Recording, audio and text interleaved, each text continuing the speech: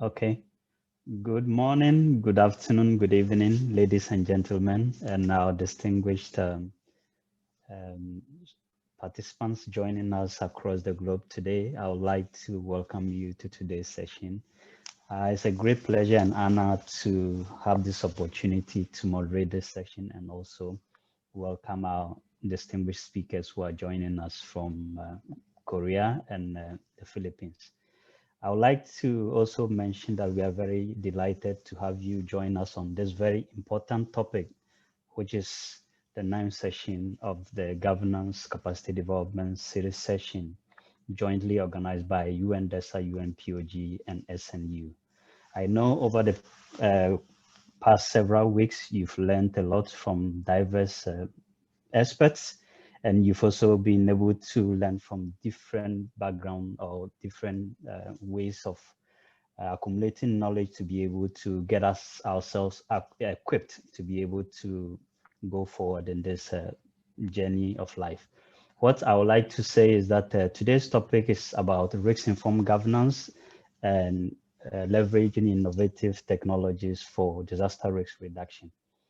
Issues about risks or disasters are cross-cutting, and they are very important for achieving the 2030 agenda. And all that we have to talk about in the Sendai framework, as well as all we have to talk about in the SDGs, can be achieved if only we are able to make policies, programs, and activities that are geared towards reducing disasters and building a resilient society.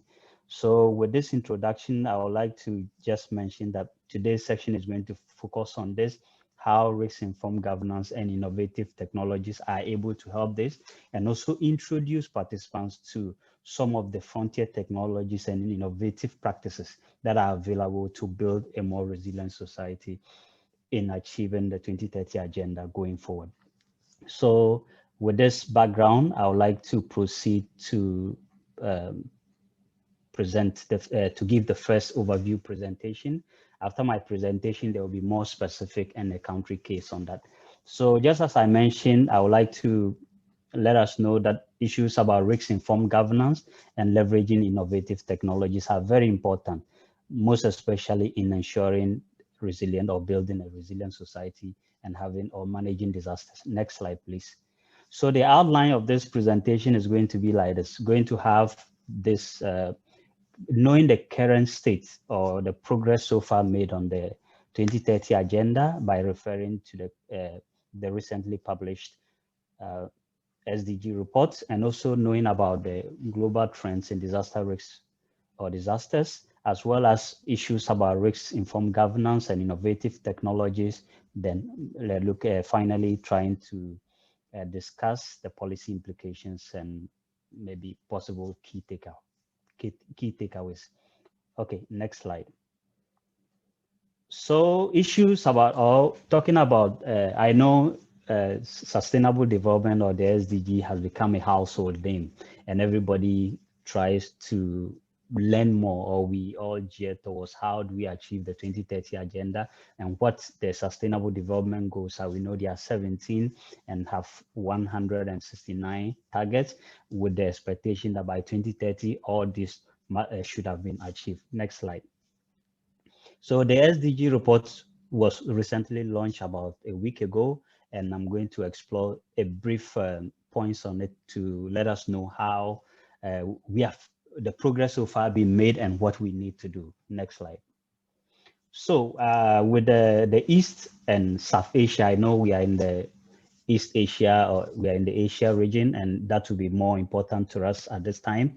This data shows how the progress so far made in each or in relation to each of the SDGs, and the regional average being 65.7. On your right hand side, also on my right, you see that each of the SDGs have arrows to it, and the color shows. So when there is a red to a particular, it shows it has been a major challenge. And when the arrow is horizontal, it shows that progress on it is stagnating, even though it's been a major challenge, but progress is still stagnating. Where there is little progress being made, then you see it. If there is real progress, then you see the blue arrow. So you see in this table that on all the SDGs is the SDG 12 that shows that there is some progress. The rest, the achievements have not been all that encouraging. Next slide.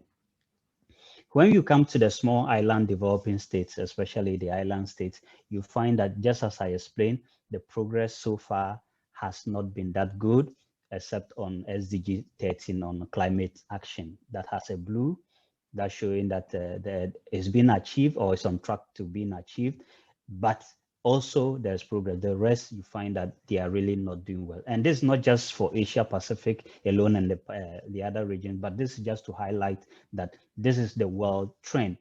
Other regions like Sub-Saharan Africa and all those also depict almost similar information. Next slide. So we want to know, we're talking about disaster risk reduction. What has been the global trends on disaster risks? On your left, or the first data shows the occurrence of disasters over the past 20 years, since 2000 until 2009. You find that floods have been one of the most recurring disasters with a majority with this number. We also have storms followed by earthquake. But you find that on your right, how these disasters tend to affect people also takes almost similar lines. So floods also tend to affect people more as compared to the other ones. Whilst storms were second most occurring one, you find that storms are rather affect maybe it being categorized as the third, but drought tends to affect more populations. So you find this data showing how disasters happen and how they affect human beings or they affect people on this planet. Next slide. This also shows this provides a comparative explanation as to how these disasters have impacted people over this with a comparative data of from 1980 to 1999 and 2000 to 2019. But you find that between 1980 and until 1999 and 2000 to 2019, you see that the disasters are even more increasing. Its impacts are increasing. Its occurrence are also increasing. So it shows that whilst we progress towards where we go on, disasters are even more increasing and affecting human beings. So how do we solve this? That calls for us to better review the governance system and also know what are the available means or processes or technologies or tools that could help us better solve or better mitigate against or preventing these disasters from happening. Next slide. So you find that just as we mentioned about this, the occurrence of these disasters have also tend to affect almost all the SDGs. And one thing we should know that one of the current or one of the ongoing disasters we know about, or the popular one we know about now, is the COVID-19. And this table or this diagram shows how the pandemic has tend to affect almost all the SDGs. From hunger, people have been pushed more into hunger. Their income levels have gone down. On gender equality, there's been domestic violence all over, issues about climate. Every part of our society in relation to the SDGs have been affected due to the COVID-19. Next slide. Let's progress. So we now want to discuss issues about governance system. Next slide. So we want to know, in each of our societies, we have systems of governance that exist. And especially issues about public governance are very important to us. And how do we strengthen this governance system or these processes to be able to better prepare or better prevent or mitigate against this disaster? So governance generally is just about how we exercise economic, political, and administrative authority to manage our affairs. But governance shouldn't just be about this. It should try to imbibe the risk dimension into how we make decisions. And imbibing this tries to also call us to be able to collaborate together, do our planning in the form of a long term, not just short term. We try to engage people more And we also try to strengthen institutions, trying to coordinating well and trying also to leverage all tools and technologies around us. So we should not just be talking about governance, we should talk more about how governance is risk informed. Next slide, please. So UN DESA, through the Economic Commission, Economic and Social Commission, have provided these principles of governance. So by effective governance, it tries to propose 11 principles under 3 broad thematic areas, saying that governance should try to be effective, it should be accountable and inclusive. So with this kinds of governance system, we are able to have a well-prepared society, a more robust society, or a more robust system to be able to prepare and plan well for disasters. Next slide. So the Sendai, whilst we talk about the SDGs or the Sustainable Development, the 2030 Agenda, the Sendai framework as one of the global goals also calls on government to be risk informed. It calls for a broader discussion or attention to considering risks and disasters, which tries to incorporate the concept of systemic risks. Priority 2 of the Sendai framework in particular tries to call, or it calls on government to strengthen disaster risk governance to be able to manage disasters. And the Sendai framework have 7 global targets as outlined here. Whilst it calls on us to reduce disasters due to mortalities, reduce the number of affected people, it also calls on us to also increase the number of, an increase in the number of countries with national and local disaster risk reduction strategies. So these, whilst the 2030 agenda or the SDGs are talking about us to promote policies to reduce disasters, the Sendai framework also tries to also call on that. And this should be done by making governance more risk informed. Next slide. So there's a linkage between these global policies. So this diagram shows how each of some of the SDG targets are linked with the Sendai framework targets, and it shows the mapping how each of them. So it shows that these policies or these global goals are not working in parallel. They work together and they are well coordinated. Next slide. So risk-informed governance generally requires us, just as I mentioned, to be risk-oriented in our decision making. We should be able to understand threats, and we should be able to make investment in tools and policies that are able to better curtail the impact of risks. Next slide. Next slide. So public governance should not just be innovative, it should be risk informed. So being risk informed, just as I tried to highlight earlier, is that we need more effective and efficient leadership. So leadership is one that is very important we should note about. Another one is that we need effective national to local governance coordination. The governance or national and local governance shouldn't work in silos or in parallel. They should try to coordinate and work together to be able to. So we talk about whole of government approach here, and there should be effective coordination. Next slide. Similarly, there should be about, whilst we talk about whole of government, we also have a whole of society response to this. So the society should work together. All the key stakeholders, be it private, public, civil society, should come together to work in sync so that all their policies are geared towards how do we do this together as one. Crisis preparedness and response arrangement should be made. Governments and society or all the key stakeholders should come together and prepare ahead of time and make sure that the planning systems are good, not just to wait when disasters happen before they react. The reactionary measures should be reduced and more geared towards preventive arrangements. Yes, next slide. Next slide, please. So, yes, thank you. So we should, whilst we talk about these planning strategies and coordination, it's important that how we communicate disasters or our communication system should be risk informed. One is that there should be real-time information sharing.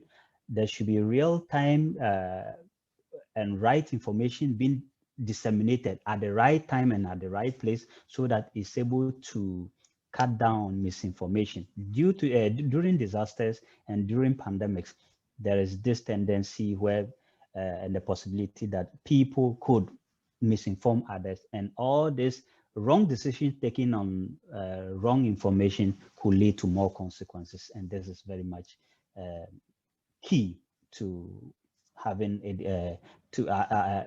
a preventing disasters or reducing disasters. Another thing is that while we talk about engagement and other things, national partnership or international or regional engagements are very important. No society is an island and everybody needs to work together. And SDG 17 even calls for building more partnerships. So partnerships are very important, and during disasters and hazards, building more partnerships are even more important.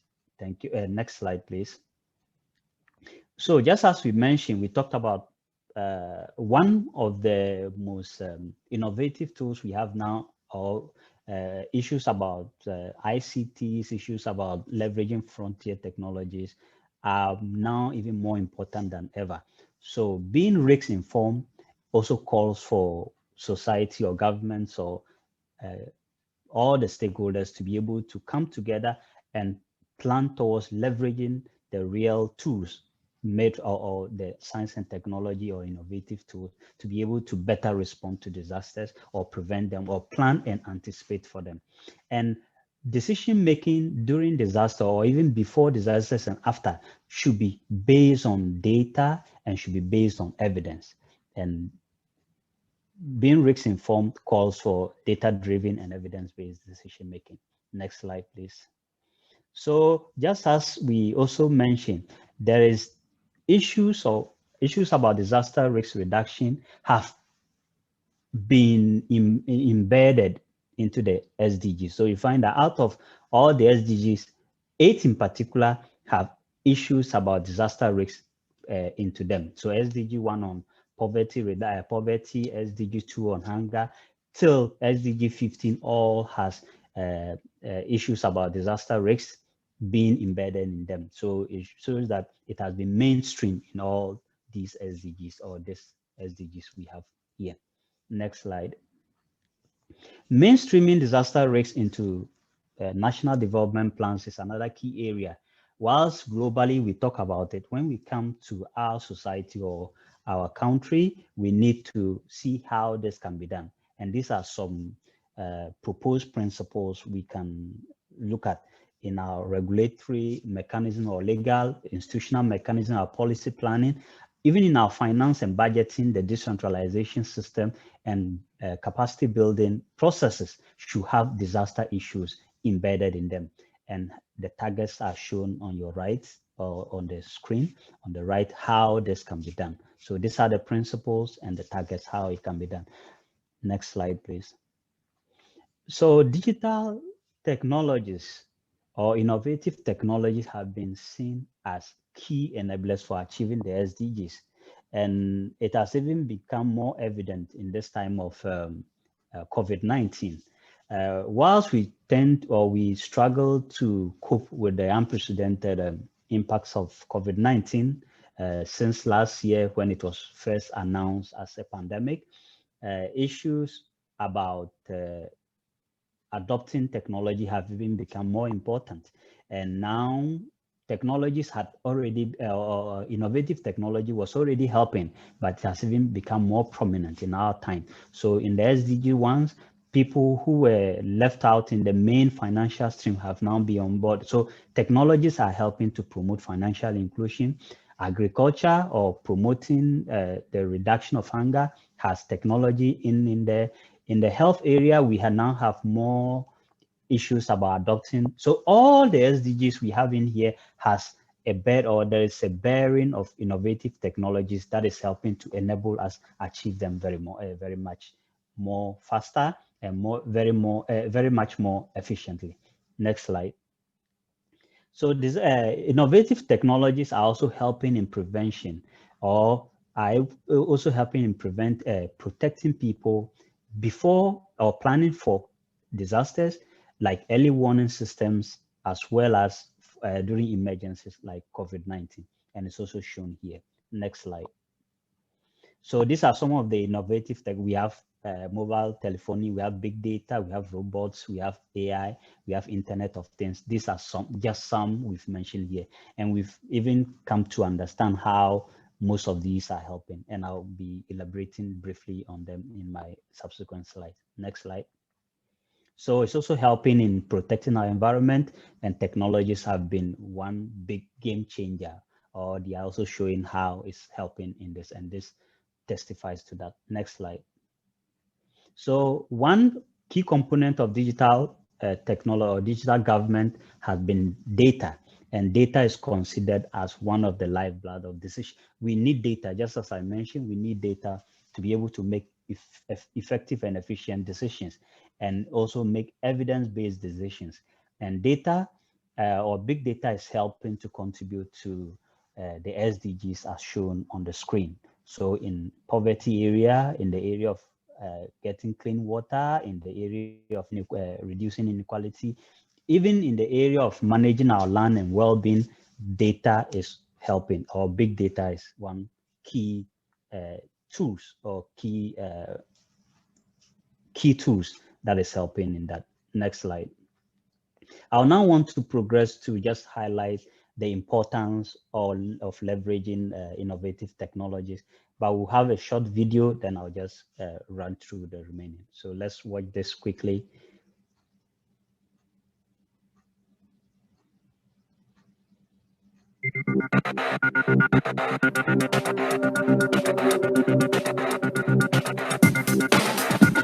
Frontier technologies are innovative and they grow fast. They have the potential to transform our societies, our lives, the economy, and our environment. They can make sustainable development a reality, improving people's lives, promoting prosperity, and protecting our planet. But they also threaten jobs and raise new ethical and moral challenges. A new report on frontier technologies for sustainable development by the UN's Department of Economic and Social Affairs takes a closer look at the potentials and challenges of frontier technologies. While many will gain from them, many more may be left behind or displaced by technological change. Governments play a central role in creating more winners and fewer losers of technological change. More than ever, it is important to create infrastructure and institutions that promote innovation, diffusion, and adoption of technology. This issue touches every country, and the United Nations and the global community are in a unique position to help, making knowledge and technology available to all and fulfilling the promise of the 2030 Agenda for Sustainable Development. Working together, we can harness the full potential of frontier technologies for a sustainable future that leaves no one behind. Thank you. Next slide, please. So we see, or this video explains how important it is to leverage innovative technology. Innovative technologies have been used in, and is continuing to be used in fighting the COVID-19 pandemic. Next slide. In various countries. And UN DESA has produced a compendium, a collection of all these initiatives on COVID-19, and you can refer to this on UN DESA's website. Next slide. So in this slide, we see innovative technologies through or frontier technologies like drones being used in fighting or supporting disaster relief in Puerto Rico. Next slide. This other slide shows how drones, don't play the video. This other slide shows how drones are helping to deliver or were used to deliver the first vaccines to Vanuatu to be able to the hard-reach area, and how this is helping. Next slide. This other one shows how blockchain or frontier technologies in the form of blockchain is used to help transfer cash or cash transfers in Vanuatu. Next slide. Innovative technologies are being used to promote smart cities and resilient cities. And it's projected that by 2050, over 2/3 of the world will be living in smart cities, and building smart cities or resilient cities will largely depend on innovative technologies. Next slide. So this one shows a case of Songdo, where real technology is being used to make the city more resilient and to be able to prepare for emergencies or respond to emergency services. Next slide. So this technology, where frontier technology is being used to detect bodies under rubble due to earthquake. So in earthquake response system, technology is being used to reduce mortality or save lives. Yes, next slide. In this case, we find risks informed with technologies being used or being adopted and incorporated into government policies to help respond to disasters in Samoa. Next slide. Next. So to learn more about this, DESA, in collaboration with its partners, including the UN Office for Disaster Risk Reduction, produced some toolkits as shown here. And one of the toolkits is the toolkit on risk-informed governance and innovative technologies for disaster risk reduction and resilience. To learn more about this topic, just as I'm presenting and what will be presented subsequently, you can get more information by visiting UNDES's website or the UNPAN website to learn more about this. And we invite you to learn more about this topic and other ones, be it governance or other issues. Next slide. So finally, issues about integrating risk-informed governance into national policy plans and local level programs is very, very important to be able to ensure disaster risks and resilience. And we also want to highlight that, or what wants to be highlighted here is that risk-informed technologies and ICTs are much interconnected with the SDGs and the Sendai framework. So to be able to achieve the 2030 agenda, adopting or leveraging innovative technologies is a must that we need to do to be able to accelerate the process, because we have just less than 10 years to go. And we already know that most of the SDGs we saw from the beginning, from the reports, show that most of them are lagging or we are not making progress. Some are stagnating, others are retrogressing. Government policies and processes must be reformulated to adopt new technologies, and that is very much important. And emergency technologies are helping. We've already seen how it's helping, and policies and programs with government support should be enacted to be able to mitigate or alleviate the adverse impact of this.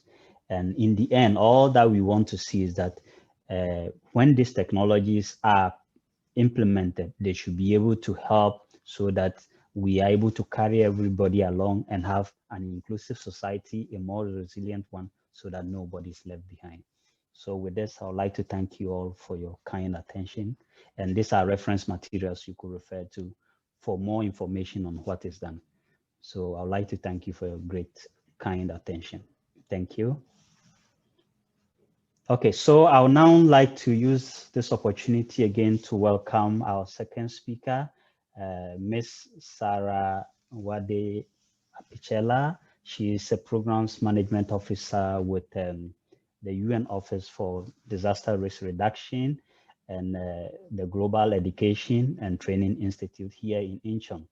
I think, just as I mentioned, UNDRR has been a great partner with our office, and in developing the other toolkit I mentioned, we collaborated together. So she's going to give you more insights and a more greater perspective with more examples on what I just introduced. And Sarah, the floor is yours. Great. Thank you, Dana. Thank you so much. And warm welcome and hello to everyone. Thank you for having me with you today. So I'll just pick up from Dana's very comprehensive introduction to the importance of ensuring risk-informed governance, and certainly how digital frontier technologies and ICT can help. And I'd like to share with you a little bit more background, and then many of the cases that you'll find in that toolkit that Dana mentioned. So I'll be covering digital technologies and ICT applications for DRR and resilience. So I'd like to have a look at, just recall a bit, what are disasters actually, and how do they undermine sustainable development? So Dana has already spoken to us about some of the disaster trends, but I want to just take you back very briefly to really think about how you think about disasters and what are they. And then we're going to explore how ICT applications can contribute to disaster risk reduction and building resilience, especially in vulnerable countries and communities. How the application of ICT tools promoting citizen engagement and transparent risk-informed governance has played out, especially in times of COVID, and this is still going on, of course. And then I'll look forward to hearing from you if we have time as well, that we may have some other examples. And finally, what are some of the challenges and barriers to access, adoption, and utilization of ICTs and innovative technologies? Dana's left us with many recommendations, but of course there are some barriers and therefore some recommendations for areas to focus. So first, I wouldn't mind hearing from all of you. Do you think disasters are natural? Yes or no? You can type it into the chat box. So you can probably see from the pictures and the text on this slide that we say no, they are not. And why? Well, let's just have a brief look at these images. When we think of disaster, and when we think of that very commonly used term, natural disaster, what we're really thinking about are natural hazards. And actually, on the top left image is a photo following a volcanic eruption. And if you look carefully in this photo, you'll see that there are no people, there are no cities, there really are no assets. So really, there has not been a disaster. Now, in this upper right corner, you see a very expansive terrain. And if you look carefully, you can see that there are villages, there are people, there's certainly livelihood, and there's certainly potential natural hazard risk here, probably potentially also increasing due to climate change. So certainly there is some vulnerability and exposure here, but with some increase in capacity, and certainly with the use of digital and ICT technology to help connect these remote areas, we can probably avoid or even prevent some of the disaster. But of course, if you look at that bottom image, you can see the terrible result of an earthquake in a crowded, over-urbanized area, and one that unfortunately has not been able to mitigate the risks. And in that bottom right, I think you would agree with me that this is probably a disaster waiting to happen. If you just look at this location and I ask, would you like to live there? So why is all of this important? Why is reducing disaster risk, increasing and enhancing governance, and of course using technology to help? Is because, of course, disasters are not natural. Disasters are actually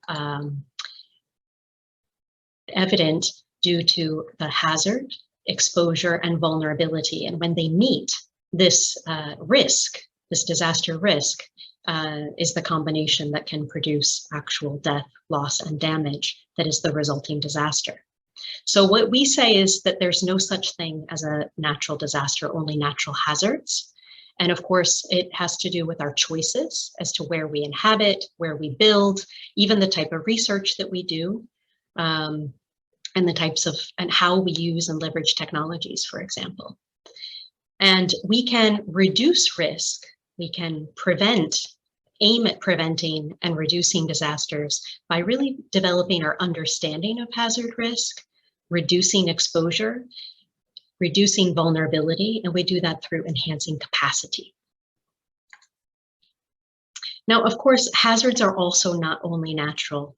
And you will understand, unfortunately, we've been living through one of the world's greatest disasters now in times of COVID, but we see that actually hazards are not only natural, they are also biological, They are technological, but they are also social and societal. And what we see is this interconnected nature of risk really pushing disaster risk and being exacerbated by these underlying risk drivers.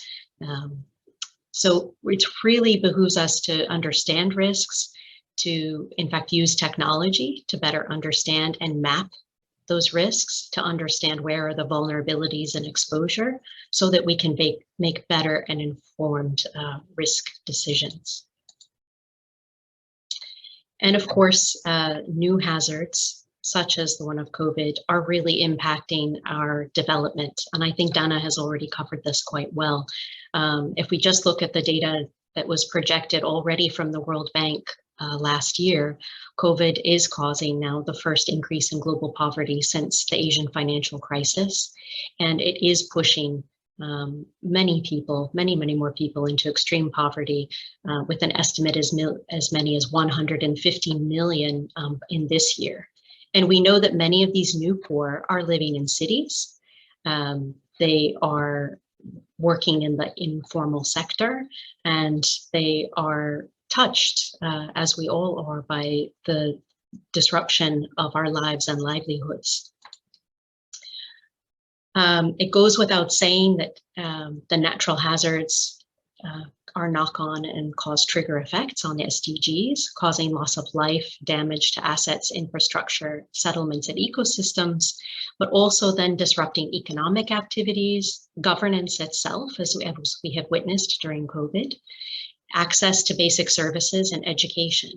Our very lives and livelihoods, education, and work have completely changed in COVID, resulting in loss of livelihood, service disruption, and more. And we've seen how this is also still triggering and exacerbating existing conflicts and migration.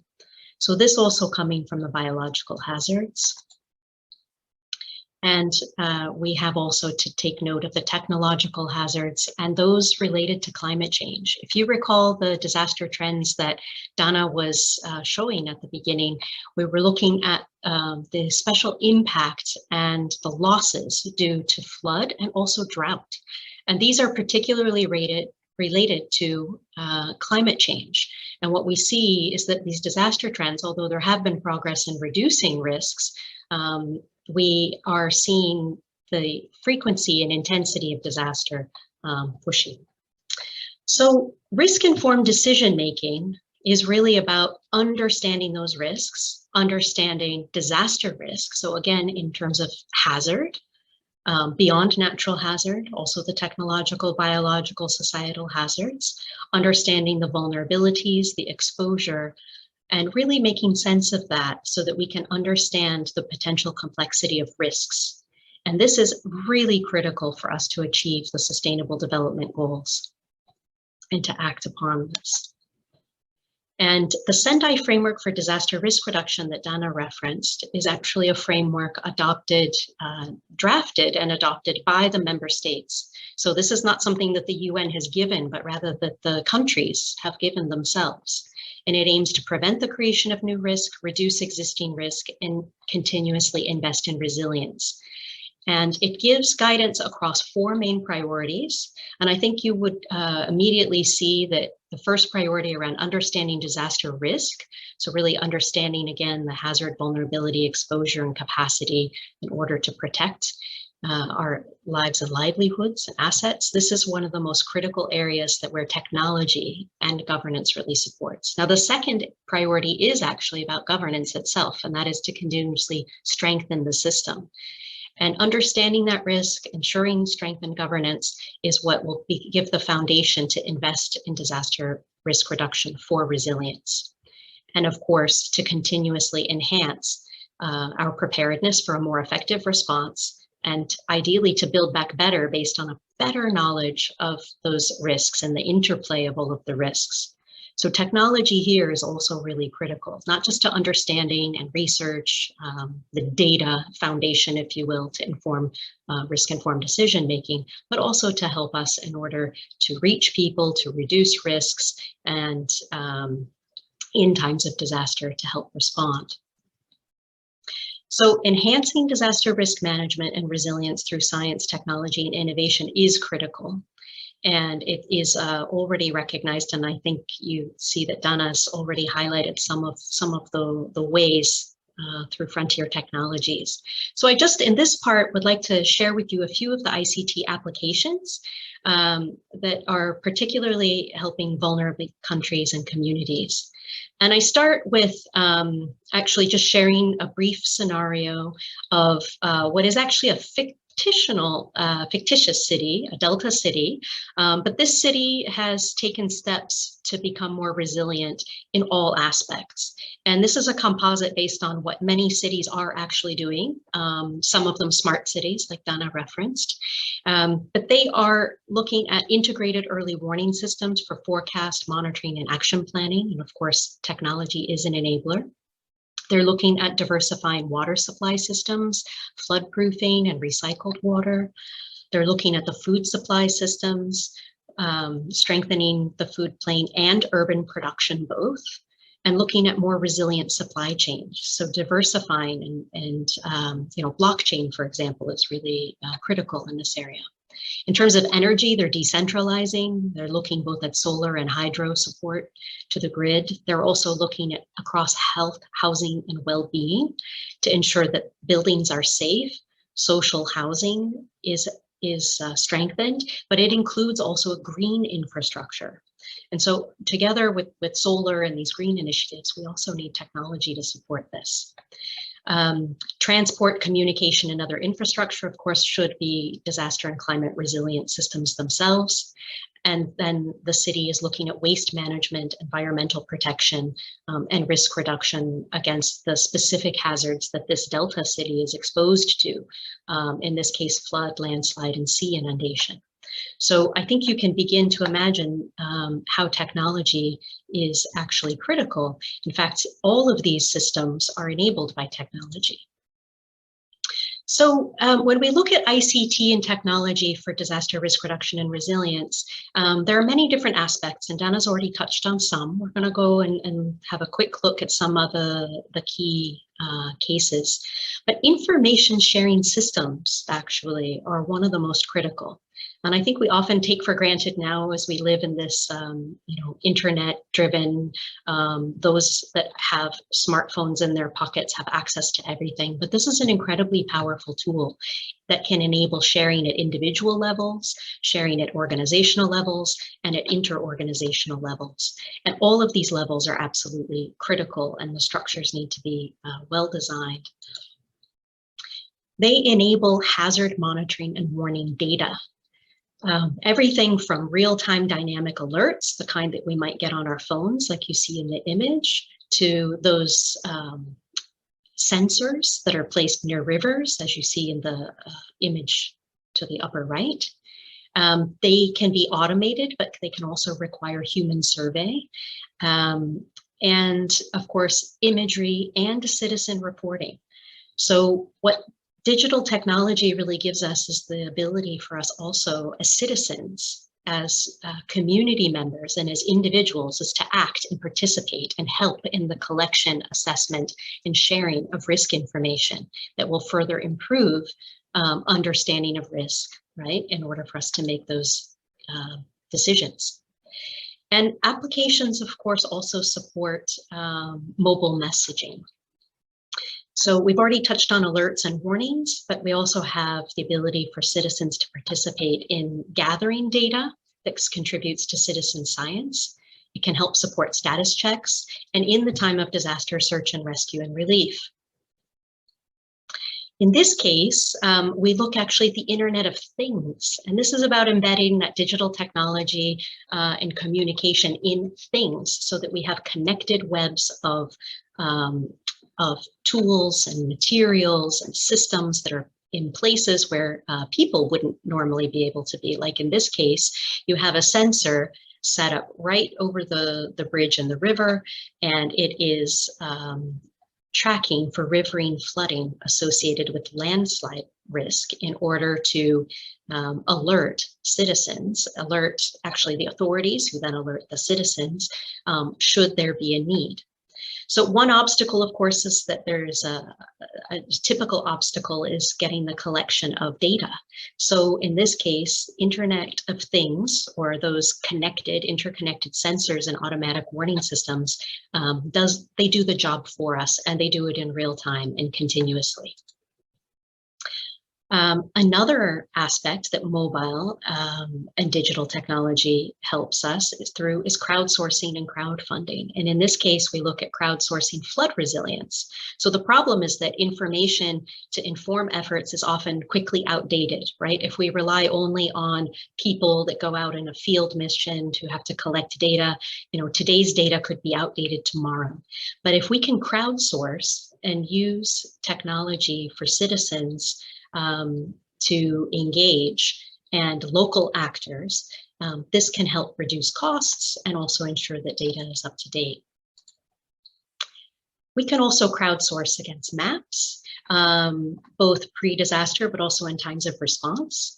One of the main challenges during response is actually having those accurate, up-to-date maps. And there's an obstacle in vulnerable places where accurate maps are less likely even to exist, right? Getting data at a very local community level is actually a challenge. So using these technologies to engage citizens in crowdsourcing and getting that information connected to the authorities for decision-making is really critical. In this case, from the European Mediterranean Seismological Center, they're collecting real-time information across a network of at least 70 sensors. So it is displayed in accessible data through a mobile and web-based portal, and it supports citizen science capabilities. And there are many other examples like this increasingly where we can gather information either through crowdsourced data or through direct input. Another case looks at alerting and evacuating, and this is delivering direct to the citizen. So one of the logistical developments for ICT is to assist apps that reach citizens during a preparedness phase to both inform what they can do, should do to raise their awareness, and then in the time of emergency to send out alerts as to what they should do. In this case, this one comes from the US Geological Service, but there again are many apps all around the world like this. Another comes from looking at flood prediction in India. So floods are often occurring with little or no warning, right? These very small localized floods, not the large ones, but they can have an enormous impact. And the need is to have a warning prior to flood events. So through identifying people at risk through their own internet usage and using the usage data, you can more easily understand where are people in order to send the hazard information and inform them in the event of a potential impact. This, of course, can also be used in livelihoods, agriculture, and in rural areas. The challenge then, of course, is connectivity, but this is something that also drones and interconnected, the interconnected web through satellite and even drone is also helping to address. So another is looking at mobile messaging systems through vulnerability analysis and mapping. And this comes from World Food Program with a couple of pilots in Somalia and Congo DRC, where the challenge is really that the stakeholders have to manage the needs of impacted people in time of crisis. And it's very difficult to reach and to know where or all of the data points. So there's a need to have a collection of data in real time from a broad network. In this case, they've used mobile survey and reporting mechanisms to allow thousands of individuals to report on their conditions and needs that can come back to a central area and inform what kind of need they have, in this case on food security. In another example that comes from response from Haiti, we saw that during the earthquake, of 2010, there was an impacted area that had a variety of different rescue needs. It was difficult to communicate, and there was an obstacle in that multiple languages were being spoken by citizens and also responders, and many locations not with access to numerical addresses. So they use the SMS-based reporting. This helps to geo-reference and inform exactly where people are. So these are just some of the cases, and we have many more in the toolkit. So I think we've all been directly experiencing the application of ICT tools to promote citizen engagement and transparent risk-informed governance in times of COVID. And of course, it hasn't been easy, and there have been many challenges.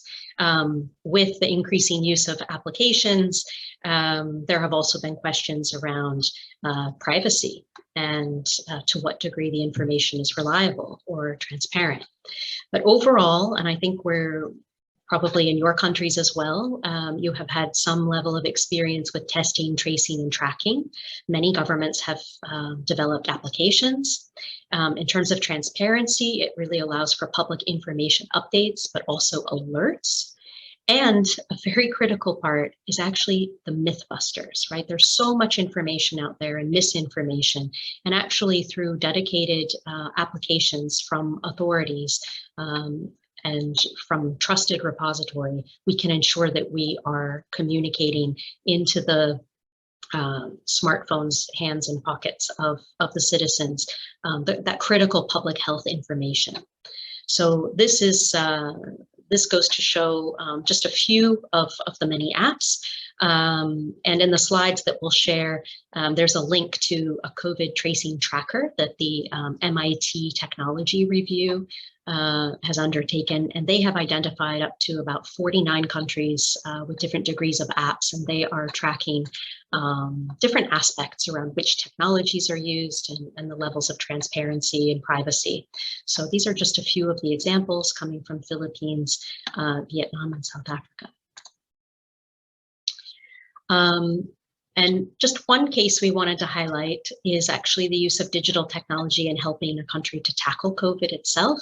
And it goes beyond testing, tracing, and tracking apps, but actually the use of cutting-edge digital technologies to support networks of doctors and their discussions and exchanges on clinical experience, to ensuring that innovations in telemedicine and being able to reach everyone through remote medical advice, to helping determine patient information, can be from temperature taking to also looking at the use of medical data for other related health risks, improving patient solutions by collecting data.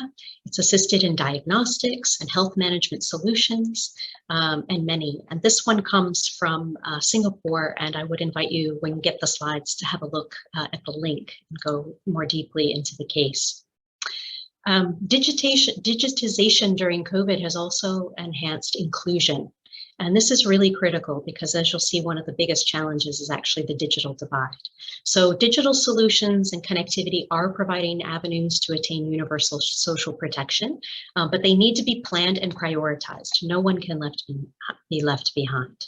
So across Asia Pacific, digital identities and digital cash transfers have been used as innovations to ensure the scaled up and timely response and delivery of food and support, financial support. Digital cash transfers are not only quick and efficient, but in cases like during the pandemic, they can minimize the need for that in-person transaction, which further reduces transmission.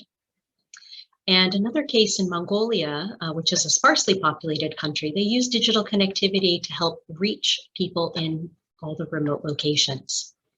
And as we know, many countries are also looking now, we're saying from COVID, how can we actually build back better, more resilient? And this aligns with priority 4 of the Sendai framework.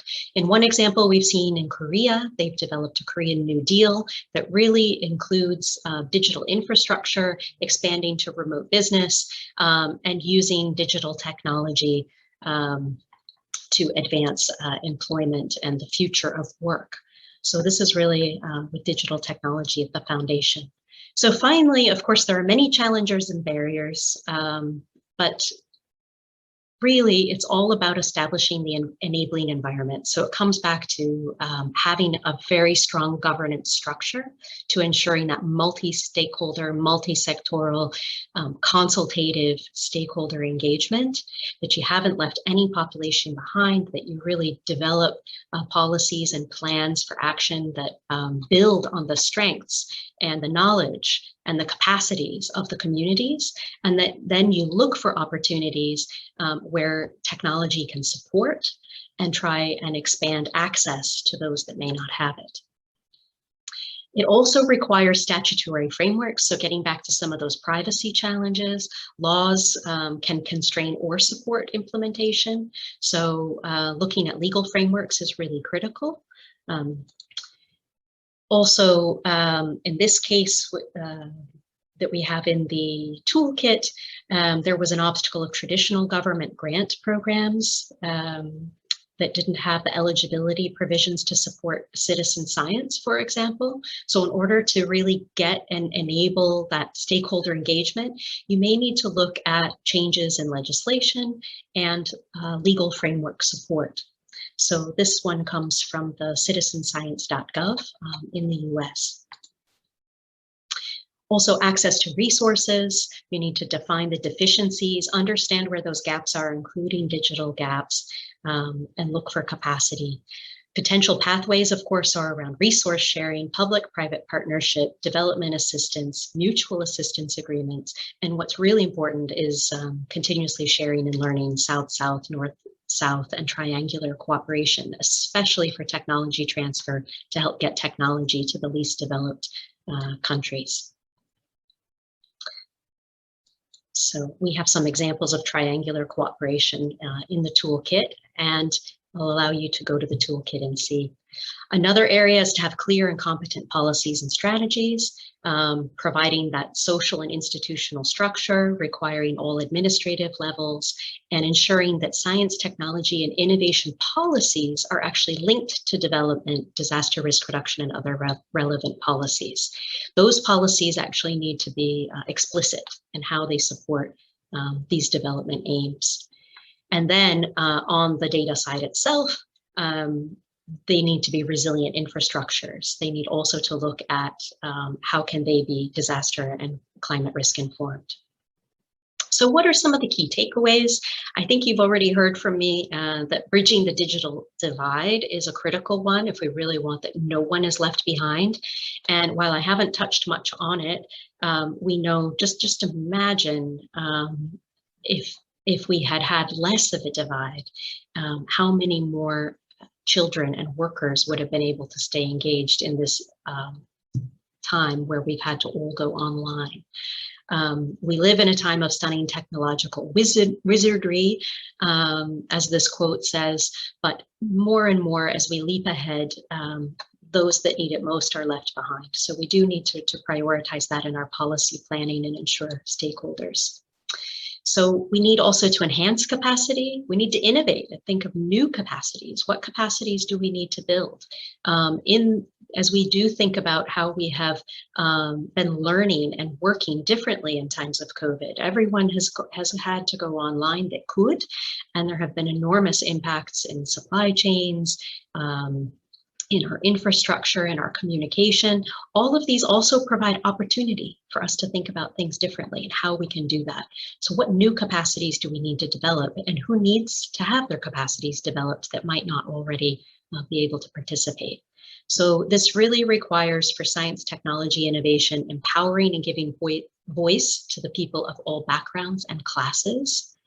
It needs to increase inclusion of all marginalized groups. So thinking about all of the different language needs, all of the different abilities as well, taking into account persons with a disability, and extending to education, extending access to education and healthcare, increasing government accountability and transparency, connecting disparate groups, and expanding diversification in the economy and social structure. And it goes without saying, reducing environmental degradation. You would have seen in terms of the SDGs that are lagging, many of them are that life on land. So we cannot forget planet as well, and improving compliance. So where we want to move is actually towards a risk-informed governance and resilience. We want to move from the left on this image, this place of living in a disaster response, disaster management cycle, to becoming more comfortable actually living with uncertainty, having the capacities to respond and to reduce and to prevent risks, so that we can avoid disasters. So this is an innovation curve, and it calls for us to move from this disruptive mindset to one of regenerative approach. And I think that technology really plays a big part in that. But again, we have to ensure that no one is left behind, and that we're able to access equally. So there are some additional key resources available for you, and I thank you.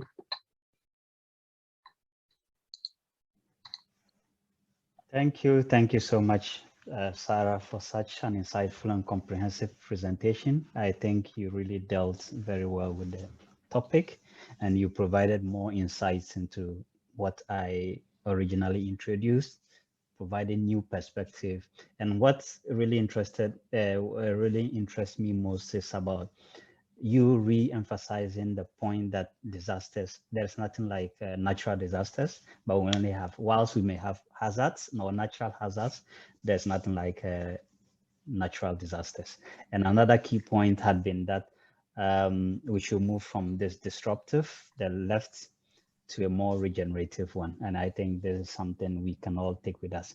So whilst we have looked at this presentation, let's get a clear example, a practical example from the Philippines.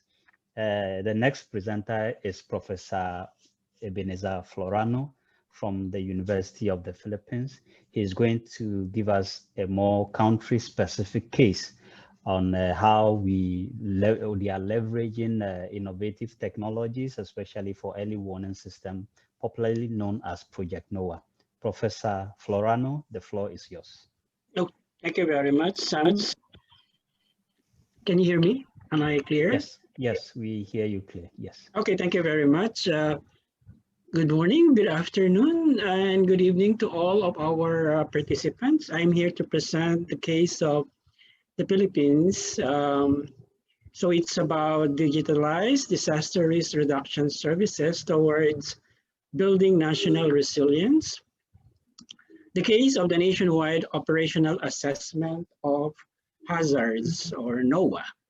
A paper about this paper was conceived, written for the Asian Productivity Organization starting 2019 and 2020, and was published in 2021. So if you're interested, there is a link there, or you can just Google it, the title of the book, and also there's the link already. And perhaps I would like to say that events might have already overtaken the findings in this paper of mine. So I would like to apologize if there are some things that I have already missed because of the passing of time. Okay, next.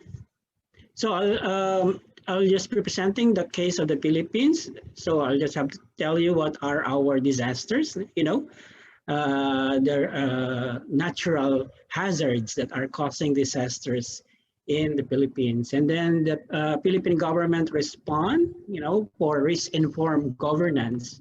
And so they created this project, NOAA, Nationwide Operational Assessment of Hazards, the natural hazards, and then conclusions. Next.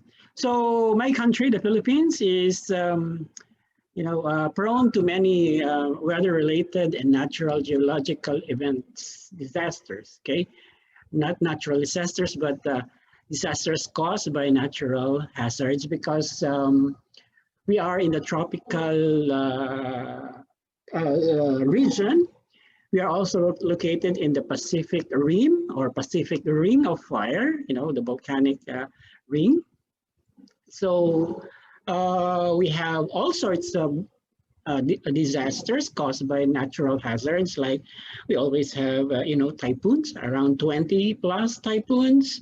And because of that, we have sometimes flooding, or most of the time flooding. We also experience storm surge. Sometimes we have tsunamis, and then geological events like, earthquake and a landslide. So we have it. And because of that, we suffer, casualties and injuries ranging in billions of pesos, and losses and damages due to ill preparations because of natural, they should not be natural disasters, but disasters caused by natural hazards. Okay, so in the Global Climate Risk Index and World Risk Index, the Philippines is ranked sometimes in the top 10 or even in the top 3. So that's how dangerous the Philippines is in terms of hazards caused, in terms of disasters caused by natural hazards. So as you can see, the Philippine map, there are red shaded areas, orange shaded areas, and blue and yellow shaded areas. Well, the yellow shaded area is safer, and the ones in the red areas are very dangerous because of the many hazards that visit those places. And then what is the cause of this? Many would say it's a lack of awareness on extreme natural hazards, events, and their disastrous effects. Okay, so there are studies that say that even though we have this, we are always visited by these hazards every year, we don't think much about it in terms of the risk and the casualties, the damages involved, because sometimes we do not know the extent, okay, the extent of it. And one of the causes is actually because we don't know which areas will be affected much, in what ways, in the extent, okay, because information like maps are sometimes not available immediately. They are not updated, they're already obsolete. And these hazard maps are distributed in several, are created by several government agencies because they have that function, So they create these hazard maps. We have the Meteorological Agency, we have Environment Agency, and Science and Technology Agency. So they create their own hazard maps, and before, a long time ago, they just keep these maps to themselves.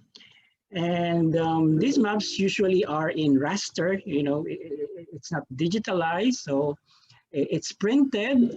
And then sometimes, well, from experience, you have to buy these maps, and sometimes they don't share with one another these maps. So these are about, weather data, tsunami data, flooding data, storm surge data, and landslide data, earthquake data. So they have these maps for themselves. Okay, so obsolete and not sharing. Next. But in 2011, I think because of this Typhoon Washi, international name Washi, and local name Sendong, we have had enough. I think this was the last row that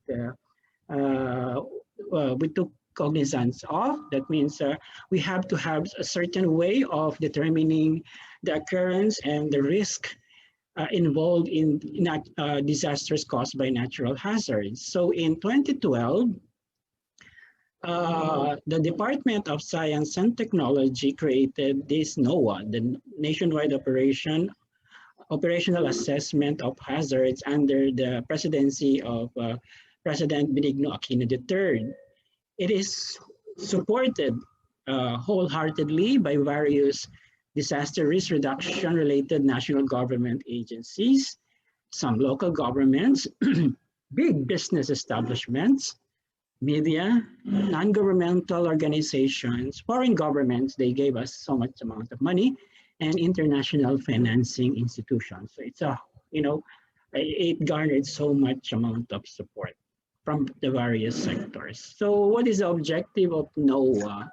It's just like, if you're familiar with Noah's Ark, giving warning, okay, to people before a hazard occurs. Okay, so just like Noah, who obeyed God's command to create an ark so he can save humanity and some animal species. Okay, so this is the objective of Noah, and that is to to create to provide more accurate, integrated, and responsive disaster prevention and mitigation system, especially in high-risk areas throughout the Philippines.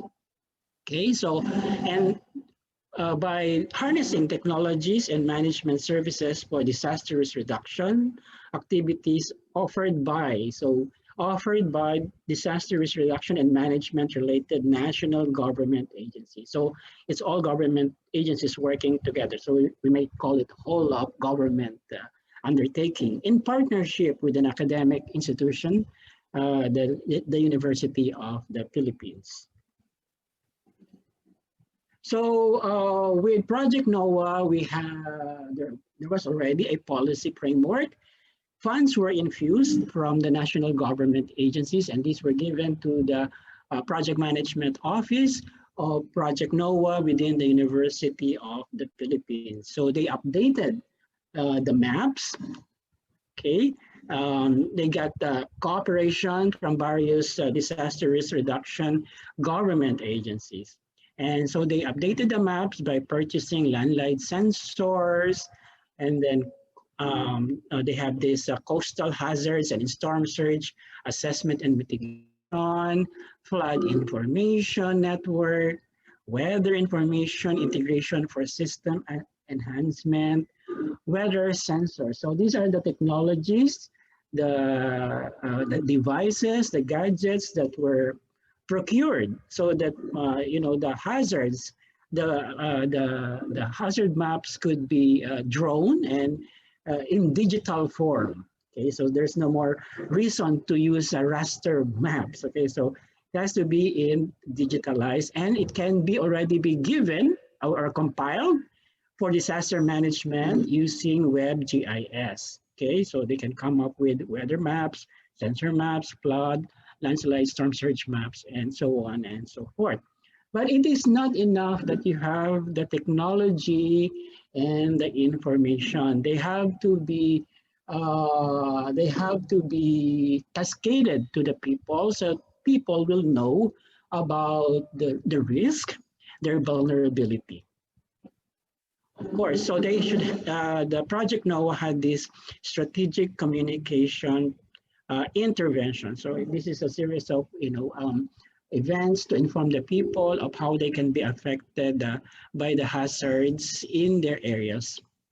Okay, and then also with the use of social science, it's not just about science and technology, but you also need to feel the pulse of the people on what is their perception about disaster, because some people would have different perceptions of what disaster is all about, because we have been so much used to having experienced disasters. So we just, shrug it off, and we sometimes feel that it's God's wrath, therefore we should accept it as it is, or, adopt this fatalistic attitude. Okay, so let it be. Okay, and some people have superstitious beliefs about disasters. So it's not just about, again, the gadgets, the modern technologies, but you also need to, to get in touch with the people so that they will be able to understand the risk involved and their vulnerability. So these are the good component parts of the Project NOAA. Next.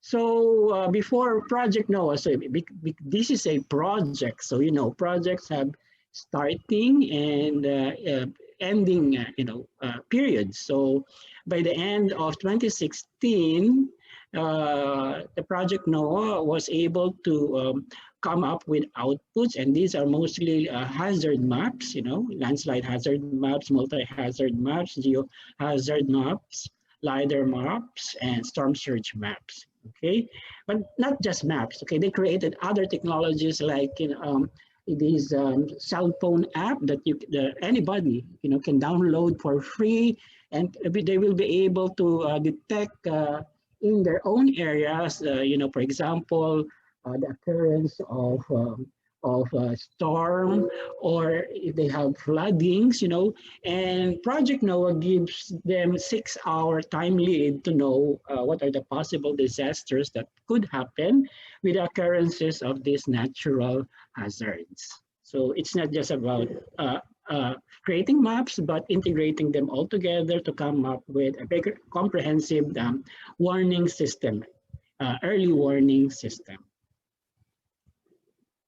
Okay, we can move on. So I'll be showing you the 3-minute video of how the whole thing operates, the early warning system.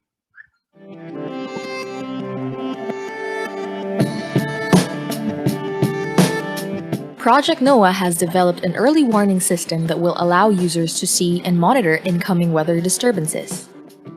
These tools give people the ability to make informed decisions as they are able to determine the dangers and risks a hazard can bring. The animated images from the Himawari satellite allow users to monitor storms that may enter the Philippine area of responsibility. The satellite image shows the size of the storm and the direction where it is headed. It can also show rain clouds, which can indicate areas where it will rain. Given that a certain community experiences rainfall, Project NOAA is also able to monitor the amount of rain, because the Doppler radar stations accurately display the coverage of the rain clouds. Thus, areas where it might rain are effectively marked out.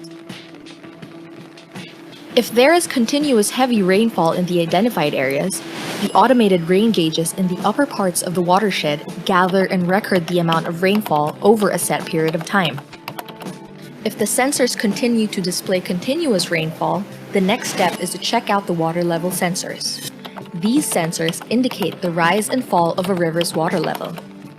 Continuous rainfall in the highlands make the rivers swell. You can use the water level sensors to detect whether or not a river is about to overflow. If the graph shows a continuous rise of water, then there is already a likelihood for flooding.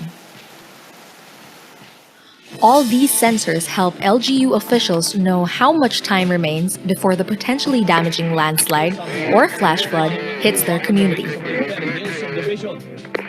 To know which areas will be hit by landslides, flooding, or storm surges, you can check the hazard maps that are also in the Project NOAA website. The early warning systems combine the resources of several agencies of the Department of Science and Technology. This is to effectively highlight the maximum warning for every community. Coordinated emergency management using the reliable data from these hazard early warning systems can help achieve a hazard-resilient society. Empowering communities with proper hazard and risk information allows for timely and responsive preparations even before a hazard hits. This can lead to zero casualties. With proper planning and mitigation using science and technology, we are one step closer to a disaster-resilient Philippines. Visit noaa.dost.gov.ph to know your hazards. Okay, that shows you, the use of digitalization, digitized data, and big data.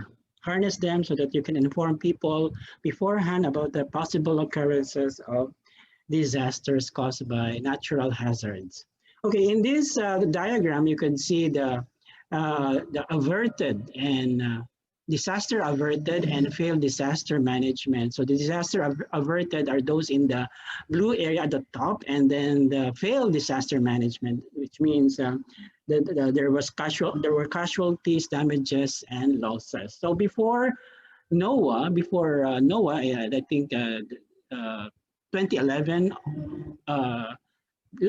earlier, you can see that most of the disasters in flood, landslide, and storm surge Okay, so there were many losses, casualties, and damages. Okay, so as you can see from the diagram, 1999 up to 2011, most of actually all of them are failed disaster management. Okay, from 2012 up to 2015, you can see that most of the disasters, flood, landslide, and storm surge, had been averted, except for three, which are really, these are hazards, natural hazards, which are really very strong. I think mankind would not be able to, possibly avert them. Okay, these are in 2012, 2013, and 2012 and 2013. But most of the hazards were prevented from, turning into big disasters. Okay, so that's from 2012 up to 2015. So Project NOAA is credited for that. Next. And because of that, Project NOAA received several international awards and local or domestic awards here in the Philippines. So it just shows you all the awards that it gathered. Next. However, from 2017, Project NOAA, because it's just a project, it has an ending period, so it was already all the outputs, the maps, the gadgets, the technologies, and some of the personnel were given back to the national government agencies, related government agencies, okay? And the approach also changed. During NOAA's time, Project NOAA's time, when it was still at the University of the Philippines, the early warning system was more specific, area-based, time-based, okay? So by this time, when the outputs, of Project NOAA were given back to the national government agencies, because that's really the intention, is to to update all these maps and digitalize them, and then give them to the government agencies concerned. Okay, but by 2017, the approach was more of general forecasting. It's no longer time-based and area-specific early warning system. This diagram might seem to be biased because it came from the former director of the Project NOAA, but as you can see here, most of the disasters are classified as failed. These are about floods, landslides, and storm surge. Only one was averted in 2017. And we can go on because this is attributed to the general, the usual forecasting way. Okay, so we just tell people the possible disasters. We just tell them about the occurrence of possible natural hazards, and it's up to you to make some decisions about yourselves. Okay, so about your areas and how you're going to prepare for that. So it's up to you. And these are broadcasted in a general way. So for example, in this area will experience thunderstorms, etc., etc. It's so wide, the coverage, geographic location is so wide that you wouldn't really know which specific areas are the ones to be, hit strongly. So it was more of a general way of forecasting the possible effects of disasters caused by natural hazards. Okay, so there was a change in the approach. Okay, so just this diagram just tells you the turnover. So it was created in 2012, and it was dissolved by 2016. And Project NOAA was adopted by the University of the Philippines in 2017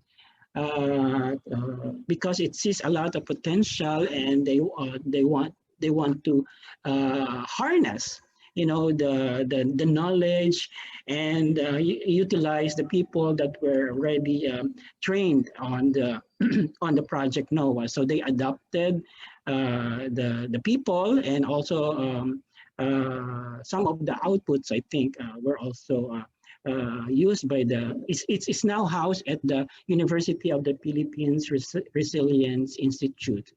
And Project NOAA evolved further now with the other national government agencies, and it also is now called Hazard Hunter. Basically the same thing. So using all of these hazard maps, and everybody can use these hazard maps. It's available on the internet, also in the cell phone, in the apps, if you would like to use it. So it's basically the same thing, only the ownership has been transferred to the national government. Next. So this is the NOAA in the University of the Philippines Research Institute. Could you kindly click? So it uses scenario-based maps for early warning, hazard is specific, area focus, and time-bound warnings. Next. So this is Hazard Hunter, similar to NOAA. It is just owned already by the national government. Click. So it's more of multi-hazard assessments for seismic, volcanic, and hydrometeorological hazards using the traditional forecasting methods. So it's good that that NOAA continues to evolve with Hazard Hunter and the UP Resilience, University of the Philippines Resilient Institute. So we will benefit from the knowledge that will be created by these two applications. So conclusions, I think I will have to dovetail my conclusions with those of presented earlier by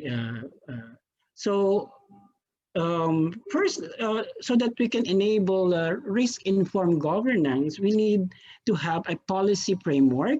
Okay, so Project NOAA was given a legal personality through the creation of Presidential Executive Order in the year 2012. It's very important so that budget can be given, and the budget is very much needed to procure all the modern ICT technologies, gadgets and devices. And I think it's a good investment.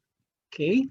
Second, we need to develop more people to develop or recruit more people who can do data mining. Okay, in the field of disaster risk reduction. That's very, very important. We should develop or recruit more people or staff for data mining, okay, in the field of disaster risk reduction. Another one is that we should try to build infrastructure. Okay, this is the hardware, and in my country, it's a little bit difficult because we are an archipelagic country. And the government cannot shoulder all this infrastructure that is needed to be able to connect all the people in the country, especially those in the remote areas. So we also involve, the private sector through our public-private partnership agreement, or they on their own they come they come in to invest in the infrastructure building for better information communication technology. Okay, of course, it's not just, again, the gadgets, the technology, but we should, this is the soft component of it. That is, we should be able to relate to the people, how they feel about disasters in their areas. And we have to change some of their all kind of thinking about disasters. So this, the soft component is very, very much important, not just the hardware or the hard component of risk-informed governance. And then we have to capacitate people to embrace technology. Okay, in my country, there is still, what we call digital divide. There are those who cannot still, comprehend or use technology to the hilt, or Okay, so there's still that gap, the digital divide, because most people in the Philippines, well, from my study last year, they still rely on television, radio, and even information from their neighbors about disasters. Okay, so sometimes they are well informed, sometimes they are ill informed. Okay, but going back, okay, digitization. Uh, digitalization, and big data analytics are very important component parts of disaster risk reduction. In this case study, it has been shown that they enable people to prevent, prepare for, and respond to potential disasters. But there is a commensurate institutional reforms in the bureaucracy that is needed, that must be established so that full potentials of digitalized disaster risk reduction could be harnessed towards building a resilient country. Okay, that would be all. Thank you very much. Thank you so much, Professor Florano, for such a comprehensive and more insightful presentation. I think this is a unique case from the Philippines. You know, based on your experience, you've been able to share with us how this program, this project has been able to help save lives. And one unique one point I would like to highlight is that you find a case where it's really harnessing the potential of innovative technology or digital technologies. And one way is that we want to promote, or there's a call to promote more prevention rather than being reactive, or try to prevention.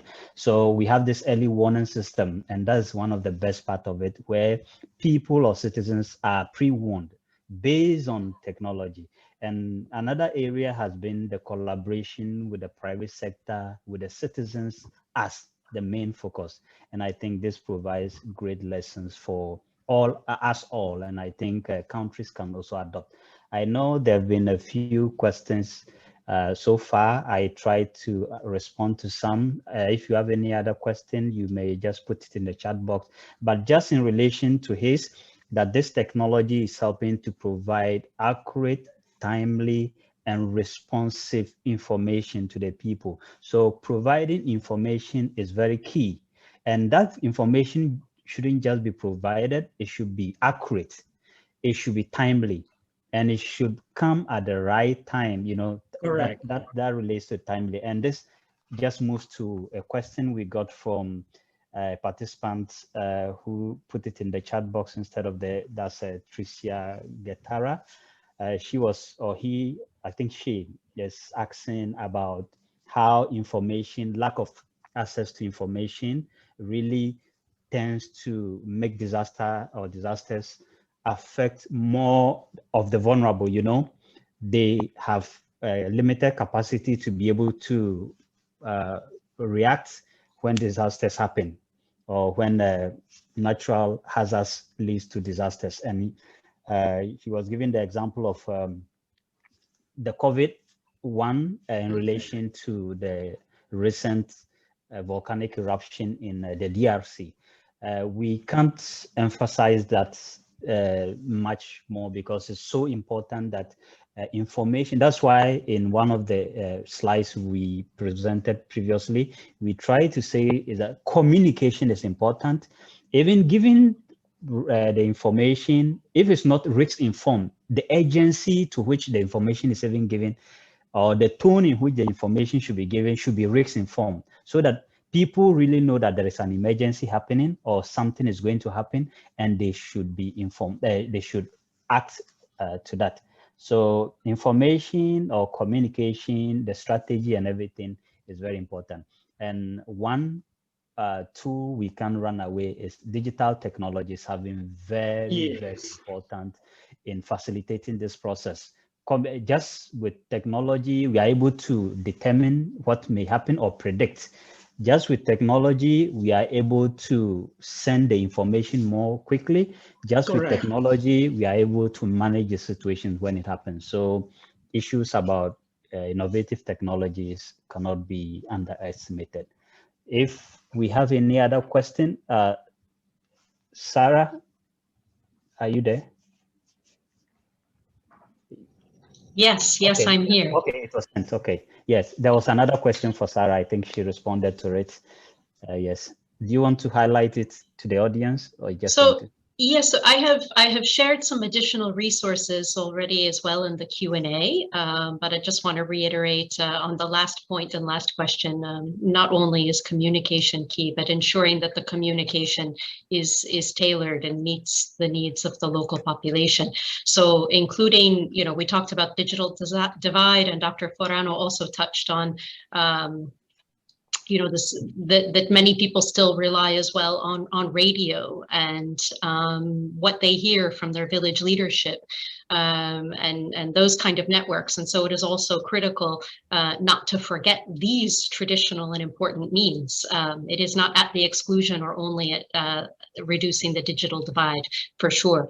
And then there was another question that was seeking to understand a bit more around support to the least developed countries. And of course, we have seen in the reporting SDGs and as well against progress on developing national disaster risk reduction strategies, which do contribute to SDG 1 on poverty, 13 on climate, and 11 on resilient cities, that there have only been 20 of the LDCs so far reporting.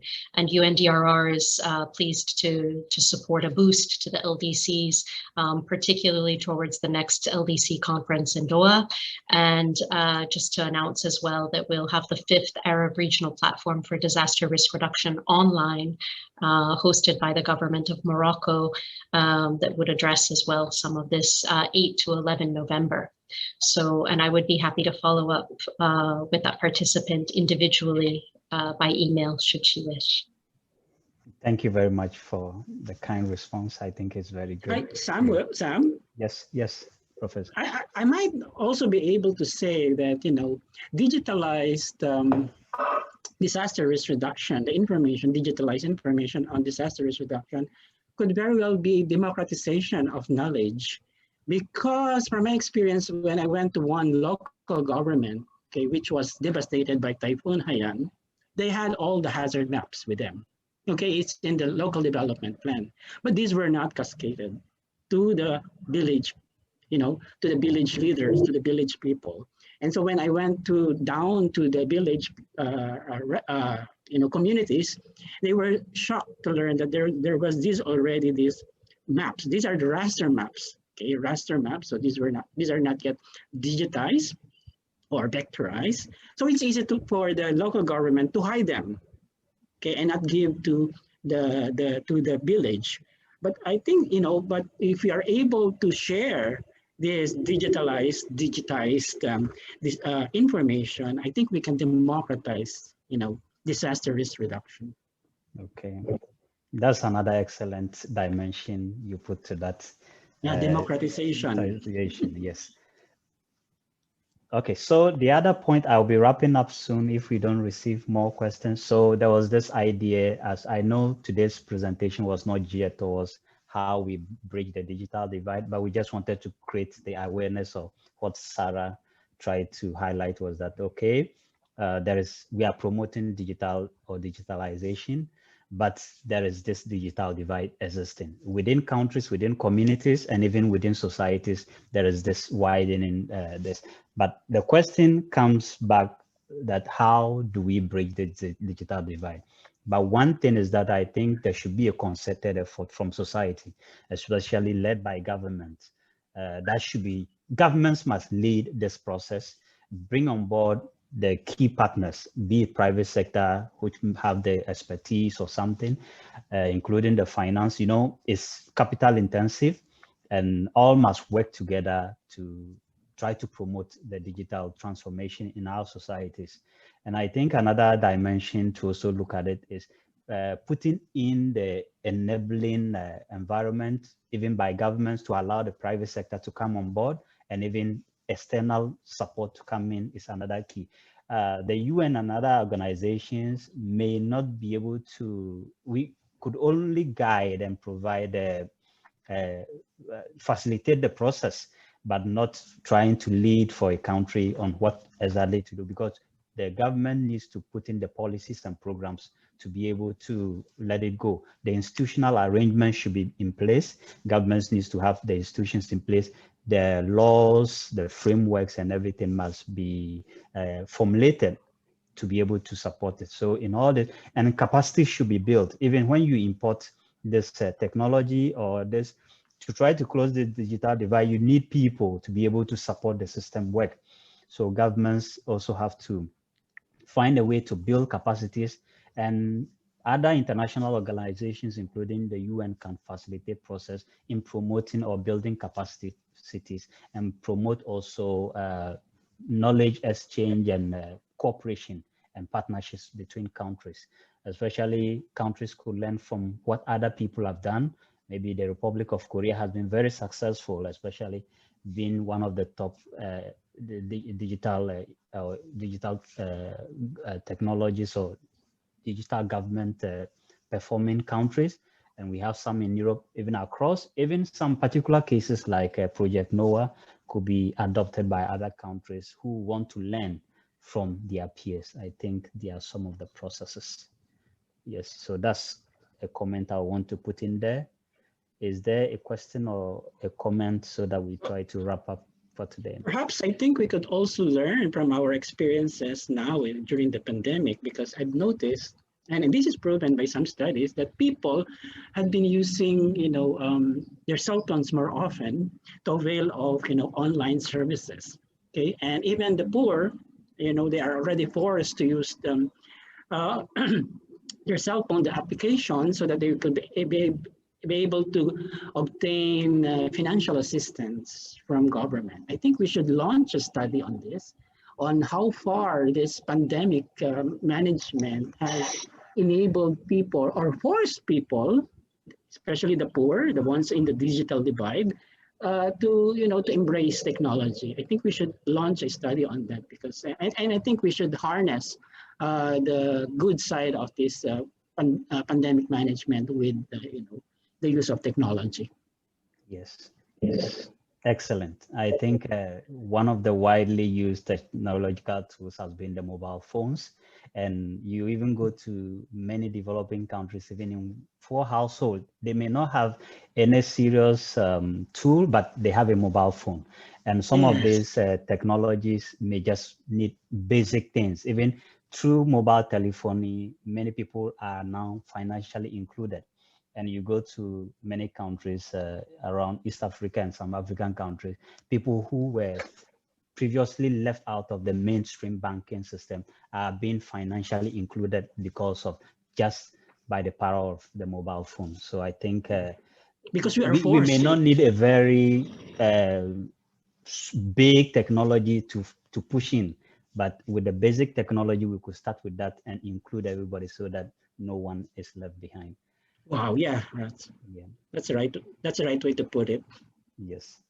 So without further I would just want to use this opportunity to thank our participants very well. I know we're going to have a short evaluation of the program, so it will be kept on the screen. But whilst we try to answer that, I will use this opportunity to thank so much our excellent speakers, Professor Florano from the Philippines and Sarah from UN Office for Disaster Risk Reduction, for all the excellent points you put across and all the very insightful discussions you led. I want to say we very much appreciate your time, your knowledge, your views on all that we discussed here.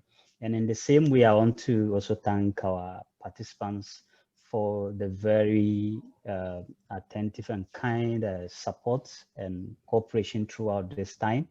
I think we can't thank you enough. You have been very awesome. And I want to say thank you so much for coming. And we hope we can continue to engage more. We look forward. You can always contact us. The presentations and the recording will be kept on our website. That's on UMPOG. Just go umpog.org and you find all this on our website. If you have any other feedback, just put it in the post-event survey, and we are ready to keep the conversation going, even with our speakers who join us today. Thank you once again, and have a wonderful day. Take care. Thank you. Thank you all. Thank you, Sarah. Thank you, Yes. Professor. Thanks. Thank you, Sarah. Yeah, Bye. great to see you. Bye-bye.